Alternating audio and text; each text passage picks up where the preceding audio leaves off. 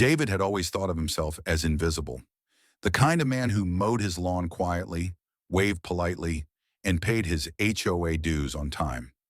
His house sat at the end of Willow Creek Lane, a cul-de-sac designed to look perfect, with pastel shutters and trimmed hedges that screamed uniformity. But parked in his driveway, beneath the glow of the street lamp, was the one imperfection, his battered, decade-old sedan. At first, the notes appeared like whispers, folded papers tucked under the wipers, written in neat but furious handwriting. Your car is bringing down the value of this neighborhood. He'd crumple them, sigh, and tell himself it wasn't worth reacting to. But Karen didn't stop. The next note came in bold red ink. Ugly. Disgusting. Move it or else soon. Envelope slid under his door. The words grew sharper, almost personal, like she wasn't just insulting the car anymore, but him. People like you ruin communities. Trash attracts trash. One evening, as he collected his mail, Karen stood across the street, arms folded. Her eyes were cold, rehearsed, like she had been waiting. You really should think about your neighbors, she said, her voice clipped, each syllable carrying judgment. David forced a smile. It's just a car, Karen. Her lips tightened. It's an eyesore. He didn't reply. He couldn't. Instead, he walked back inside, notes still clenched in his hand, the paper leaving faint cuts against his skin. That night, lying awake, he stared at the ceiling, replaying every word. It wasn't just the car. It was him, his life, his existence intruding on hers. The longer he thought about it, the more something inside him shifted, a crack in the quiet exterior he had built for years. By the time morning came, David wasn't just angry. He was curious. Curious how far Karen would go, and how far he might be willing to push back.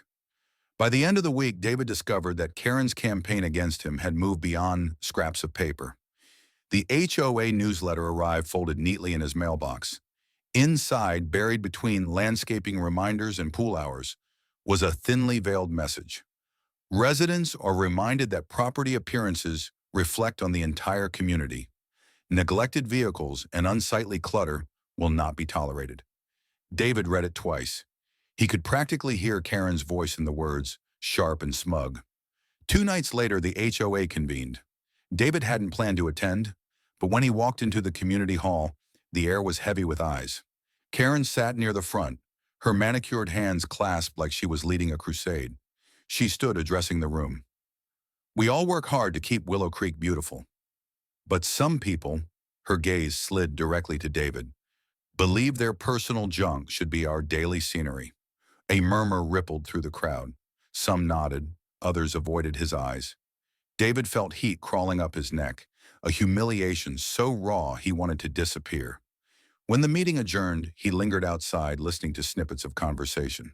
Honestly, she's right. He should just park it somewhere else. Karen goes too far sometimes. For the first time, David saw the division. Not everyone agreed with her, but enough did to wound him. That night, he poured himself a drink and sat in the dim light of his living room. The notes, the stares, the public shaming, it had all built into something more than annoyance. It was war. He whispered to the empty room, You want an eyesore? I'll give you one. The idea arrived fully formed, absurd and perfect. Not a prank, not a petty response, but a declaration. If Karen wanted control, he would take it away by creating something so massive, so undeniable, that she could never erase it. Hours later, the glow of his laptop lit his face as he scrolled through listings. His pulse quickened at the sight of it. A towering, mud-splattered monster truck, tires taller than a man. Ridiculous, overpowering, everything Karen hated, multiplied. David leaned back in his chair, the faint trace of a smile on his lips. The decision wasn't just revenge, it was transformation. The quiet man was gone, and the monster was coming home. It rumbled onto Willow Creek Lane on a gray Saturday morning, shaking the pavement with every turn. The truck was monstrous, towering wheels, black steel frame, exhaust pipes snarling like some caged beast. David guided it into his driveway, slowly, deliberately, as if savoring every second of its arrival. Neighbors emerged from their doorways, phones raised, mouths open. Children pointed. A dog barked frantically, its owner tugging at the leash. From across the street, Karen appeared. She froze mid-step, her eyes wide, lips pressed so tight they blanched. David climbed down, boots thudding against the asphalt. He didn't look at her directly, but he felt the heat of her gaze, venomous and unrelenting. By evening, the HOA email list lit up. Words like unacceptable, hazard, and disrespectful bounced back and forth. But no rule existed against the truck. It was registered, insured, and parked neatly within his driveway. Perfectly legal. That night, David stood at his window, watching Karen's blinds twitch. An idea took root. The next morning, he parked the truck at an angle, its massive front end pointing straight at her living room window. When the engine roared to life, Karen stormed outside, her voice shrill. "You're harassing me," she shouted, fists clenched. David leaned against the hood, calm. "Just warming up the engine." The sound reverberated through the street, rattling glass. She flinched. It became a ritual. Late nights, early mornings, the guttural growl of the machine breaking the suburban silence.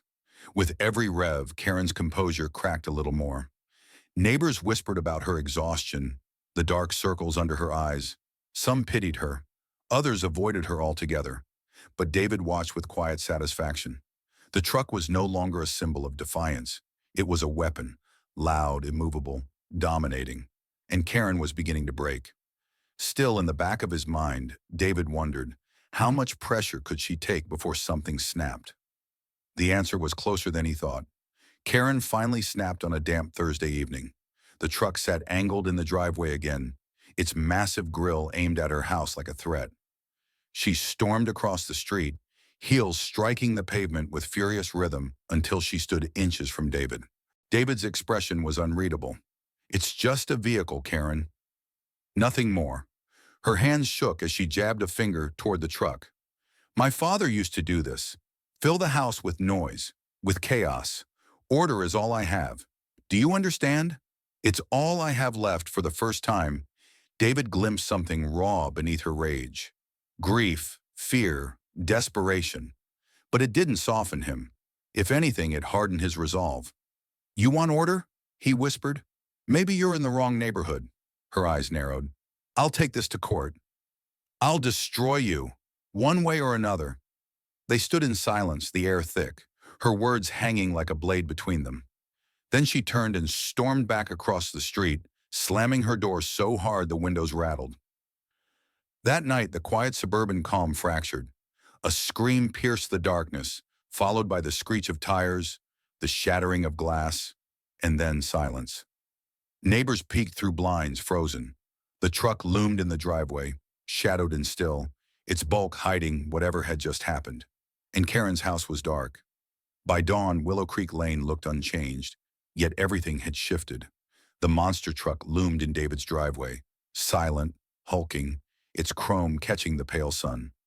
Across the street, Karen's curtains hung half open, but her house was still, unnervingly quiet. Police arrived before noon.